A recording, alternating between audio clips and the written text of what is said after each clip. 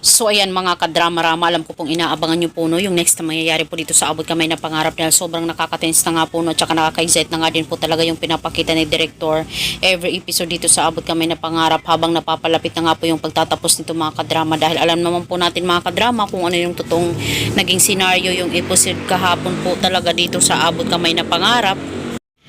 Dahil nga itong si Justin ay sasabihin na nga po talaga niya nakapag-desisyon na siya na sabihin talaga yung katotohanan dito kina RJ, dito kina Giselle, dito kina Lynette at saka itong si Annalyn. Dahil nga po nung time na yun na tumawag nga po itong si Giselle, hindi po masabi-sabi ni Justin dahil nga po gusto niya ikasama po doon talaga si Annalyn sa pagsasabi niya ng katotohanan dahil alam po ito po ay tungkol talaga sa pagkatao ni Zoe at saka itong si Moira din kung sino talaga siya. Kaya dahil nga po talaga dito mga kadrama wala nga pong nangyari kasi nung paalis na nga po talaga itong si Justin talagang inabangan po talaga sila ni Gilbert yung tauhan po ni Moira, diba? Dahil ayaw nga po talaga ni Moira na malaman talaga nila RG yung katotohanan about sa kanya at saka about kay Zoe. Kaya gumawa na naman itong si Moira at saka si Direktor ng paraan, diba? Tapos ayan, na-aksidente sila, may sasakyan na bumangga sa kanila. Kaya ayan, isinugod sila sa ospital. Ngayon 50-50 po talaga sila.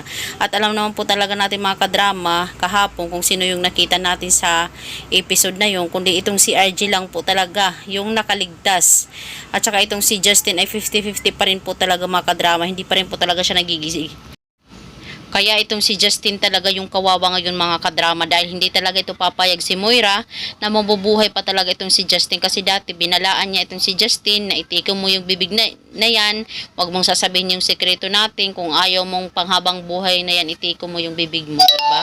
Kaya dahil nga po talaga dito pa mga kadrama, pwede din talaga tuluyan na ni Moira itong si Justin kasi pwede niya itong tanggalan ng oxygen dahil yun ang kanyang source na makahinga po talaga siya mga kadrama. At alam naman po natin mga kadrama, andyan din talaga si Zoe.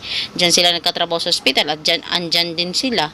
Diba hindi naman yung 24 hours na mababantayan talaga nila Moira at makikita nila RG. Gagawa pa rin talaga ng paraan itong sila Moira talaga para mawala na itong si Justin, para wala na talagang magsabi ng katotohanan. Hindi ko din minsan maintindihan mga kadrama bakit yung may mga nakakaalam ng sekreto sana, sila pa talaga yung na-aksidente. Tapos yung iba pwede pa kumatos, tapos nawala yung memory nila, diba? Ay nako talaga itong si Moira. Sabi ni Moira dito, sabi ko na sa iyo itikom mo yung bibig mo Justin ngayong habang buhay ka natitikom, diba? Yung mga ganong linyahan ba ni Moira, wala talagang awa itong si Moira, pero wala naman tayong magagawa mga kadrama dahil talagang ginagampanan lang talaga nila yung kanilang mga rules po dito kung ano talaga yung gusto na ipagawa talaga ni Director.